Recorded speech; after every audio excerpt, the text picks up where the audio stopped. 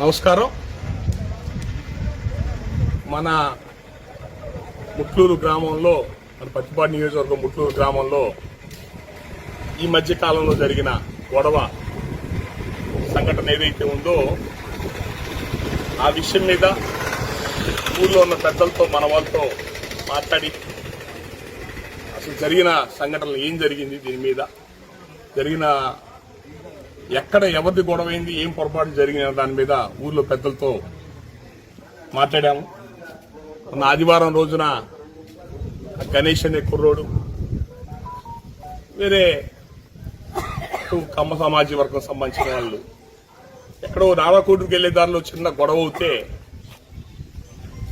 వాళ్ళు తిరిగి వస్తుంటే, ముగ్గురు కుర్రోలు తిరిగి వస్తుంటే రాత్రిపూట 12 తర్వాత ఊర్లోకి వస్తున్న వాళ్ళని దాదాపు 10-20 మంది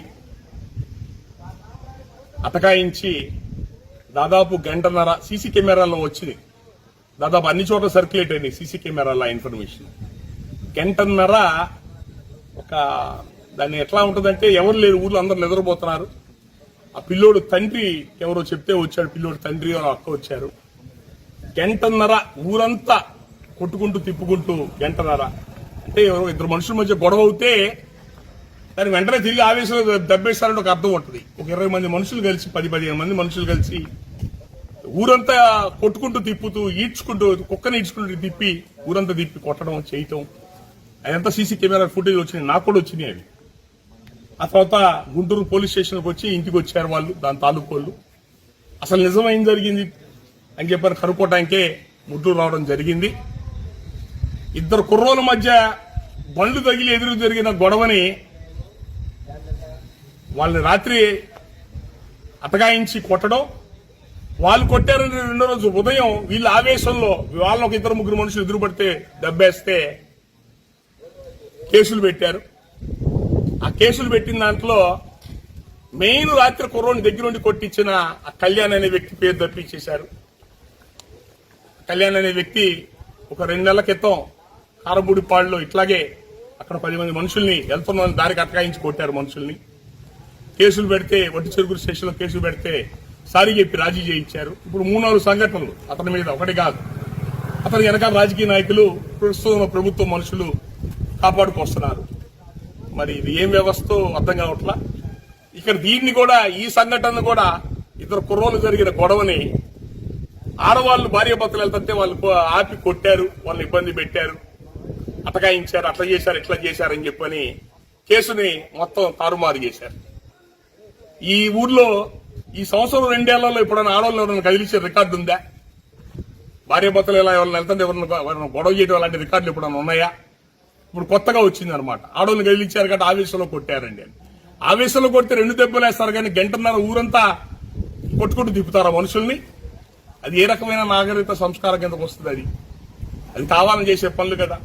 ఆ రోజున వాళ్ళ తండ్రి వచ్చి కాలు పట్టుకోకపోతే ఆ పిల్లోని చంపేసేవాళ్ళు. ఆ దెబ్బ తగిలే దెబ్బలకు ఆ పిల్లోడు చచ్చిపోయాడు కూడా. ఆ సంఘటన అంత తీవ్రమైన సంఘటన, ఆ రోజు జరిగిన సంఘటన. నెక్స్ట్ తన్నులు తిన్న కుర్రోడు కానీ, రెండో రోజు ఆవేశం దెబ్బలేసిన కుర్రోల మీద ఒక కేసులు లేవు ఊర్లో. వాళ్ళ మీద ఒక కేసులు లేవు ఊర్లో ఇప్పుడు కూడా. వాళ్ళనేమో తప్పుడోలుగా చూపిస్తున్నారు. రాత్రి గంటన్నర పైన ఎగబడి కొట్టిన కళ్యాణ్ గాని వాళ్ళ మనుషుల మీద గాని 3-4 కేసులు ఉన్నాయి ఈ సంవత్సరంలో.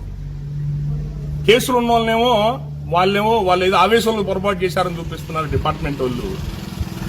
ఏ కేసులు లేని వ్యక్తులేమో తప్పు చేశారని చూపిస్తున్నారు. అంటే ఈ కులబోళ్ళు అందరూ నిలబడి, కాపులు నిలబడి, మన ఎలక్షన్ లో నిలబడి చేసి పెట్టి టీడీపీ పార్టీ ప్రభుత్వాన్ని గెలిపించినందుకు, వాళ్ళ కమ్మ సామాజిక వర్గాన్ని నిలబడ్డందుకు వాళ్ళు బాగా రుణం తెచ్చుకుంటున్నారు కాపుల మీద.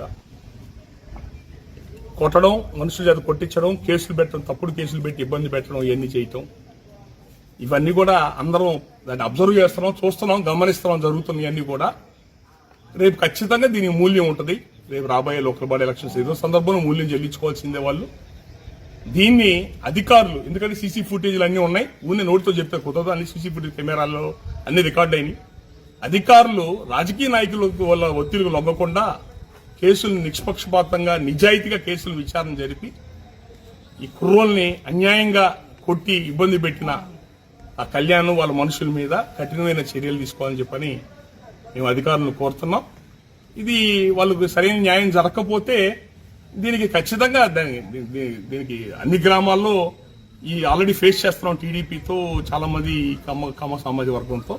రేపు ఖచ్చితంగా రేపు రాబోయే రోజుల్లో అంటే పవన్ కళ్యాణ్ గారు ఏదో చెప్తారు, ఆయన కావాలని సమర్థించుకొని తీసుకొస్తాడులే, ఓట్లే ఇస్తాడులే ఏదో అనుకుంటున్నారు. అట్లాంటి ఏం ఉండవు. ఖచ్చితంగా రేపు రాబోయే రోజుల్లో దాని భారీ మూల్యం చెల్లించుకోవాల్సి వస్తుంది. మరి ఇక్కడ గ్రామాల్లో జరుగుతున్న పరిస్థితులు చంద్రబాబు నాయుడు గారు, లోకేష్ గారికి తెలుసో తెలియదో, ముందు వాళ్ళ టీడీపీ నాయకుల్ని, కార్యకర్తల్ని, వాళ్ళ సామాజిక వర్గాన్ని కొంచెం కంట్రోల్ చేసుకుని వ్యవస్థలు సరిగ్గా నడుపుకుంటే 4 రోజులు బాగుంటారు. లేకపోతే రాబోయే ఎలక్షన్స్ లో ఇబ్బందులు పడతారు. ఇలాంటి ప్రతి గ్రామం నుంచి ఎదురుపడుతున్నాయి మాకు ఇలాంటి సంఘటనలు. ఇక్కడ మేము కులాన్ని రెచ్చగొట్టాలని చెప్పి మాట్లాడలేదు. ఇది ప్రతి చోట జరుగుతున్న అన్యాయం గురించి మాట్లాడుతున్నాం. ఇప్పుడు ఈ కేసుల్లో సీసీ ఫుటేజ్లు అన్నీ ఉన్నాయి.